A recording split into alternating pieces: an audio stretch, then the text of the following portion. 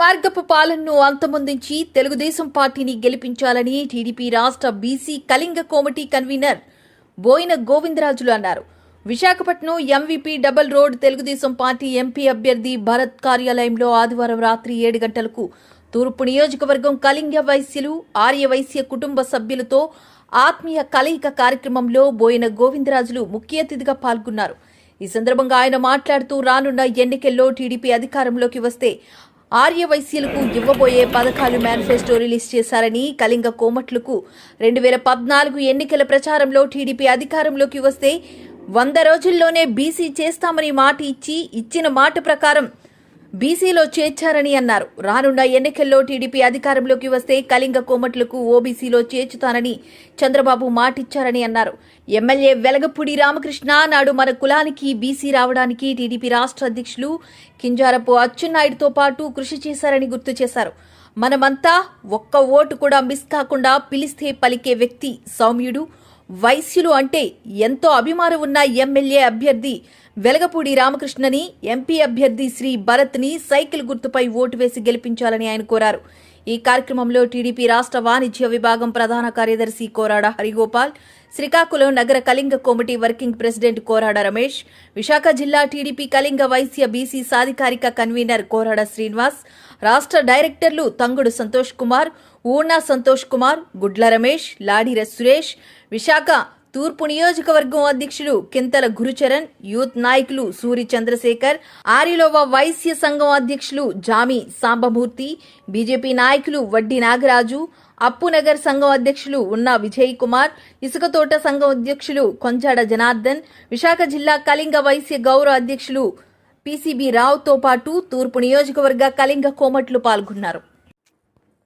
ఈ కార్యక్రమం ముందుగా తూర్పు నియోజకవర్గ టీడీపీ ఎమ్మెల్యే అభ్యర్థి వెలగపూడి రామకృష్ణ, విశాఖ ఎంపీ అభ్యర్థి భరత్లు, వైశ్యుల ఆరాధ్య దైవమైన శ్రీ వాసవి కన్యకా పరమేశ్వరి చిత్రపటానికి, అలాగే టీడీపీ వ్యవస్థాపకులు నందమూరి తారక రామారావు విగ్రహానికి పూలమాలలు వేశారు.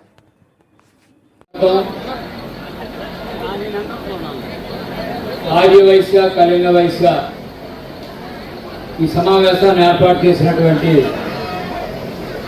పెద్దలందరికీ,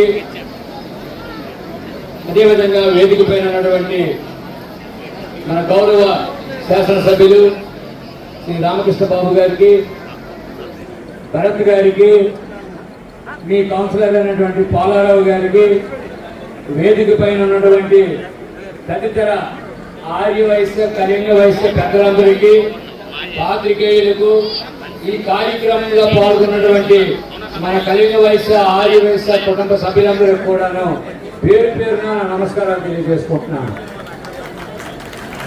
సోదరులారా,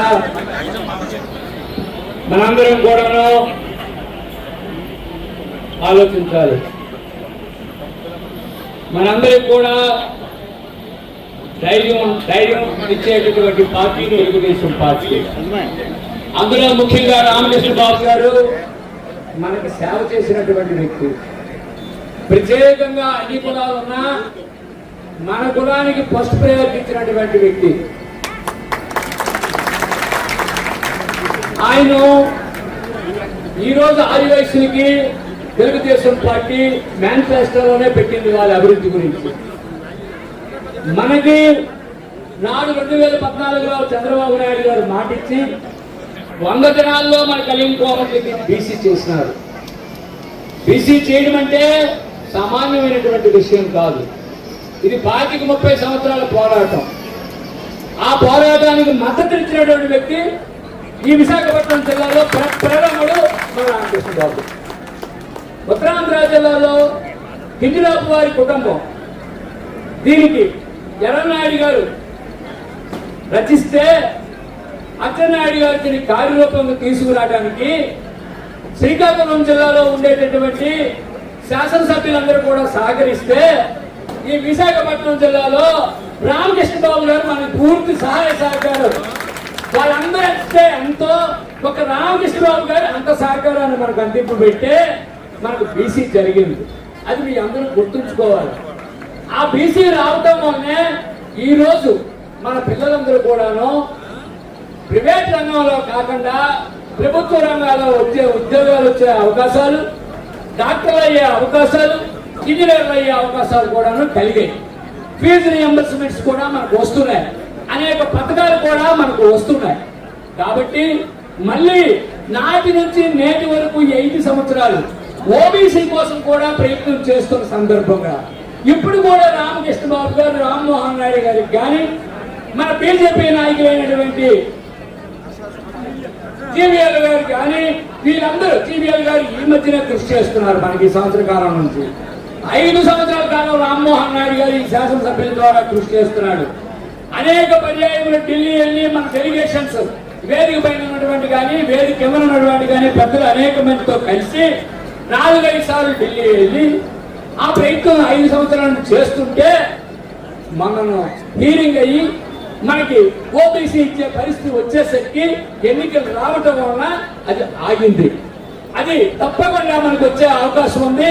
ఎందుకంటే ఎన్డీఏ ఇవాళ ఉంది, కూటమి, అందులో బీజేపీ, జనసేన, మనము ఉన్నాం.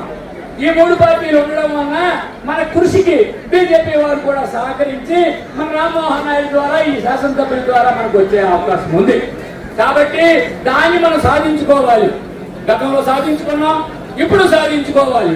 కాబట్టి మీరందరూ కూడా ఆలోచన చేసి, మనము ఇందాక భరత్ గారు చెప్పారు, మనకి 1 ఓటు కాదని ఆయన చెప్పాడు, నోట్ అంట. మన వెనకతలో 100 ఓట్లు మన వెనకతలు ఉన్నాయి. దీన్ని మర్చిపోకూడదు. ఒక కోమటి 100 కాదు, 1000 ఓట్లని 1000 పొరలు కూడా మార్చే శక్తి మనకు ఉంది. కాబట్టి మనందరం కూడా అవుట్ రైట్ గా రామకృష్ణ బాబు గారికి, ఈ విశాఖ పార్లమెంట్ సభ్యుడు మన భరత్ గారికి, అదేవిధంగా ఈ విశాఖపట్నం జిల్లాలో ఉండేటటువంటి అన్ని సీట్లలో ఈ ఎన్డీఏ కూటమిలో పోటీ చేస్తున్నటువంటి వ్యక్తులందరికీ కూడాను మనం మన బంధుత్వం ద్వారా కానీ, మన స్నేహితుల ద్వారా కానీ మద్దతు ఇచ్చి రాష్ట్ర ప్రభుత్వం అధికారంలో తెలుగుదేశం రావాల్సినటువంటి ఆవశ్యకత ఎంతైనా ఉన్నది అని చెప్పి ఈ సందర్భంగా తెలియజేస్తూ, ఈ దుర్మార్గ పాలన దాన్ని అంతమందించి మళ్ళీ చక్కనైనటువంటి భావితరాల వారికి భవిష్యత్తు కలిగినటువంటి పార్టీ తెలుగుదేశం పార్టీ. అనుభవ నాయకుడు చంద్రబాబు నాయుడు గారు. ఆ చంద్రబాబు నాయుడు గారికి మన విజయం సాధింపజేస్తే మనకందరికి కూడాను మంచి జరుగుతుందని చెప్పి, అన్ని వర్గాల వారికి కూడా మంచి జరుగుతుందని చెప్పి తెలియజేసుకుంటూ ఈ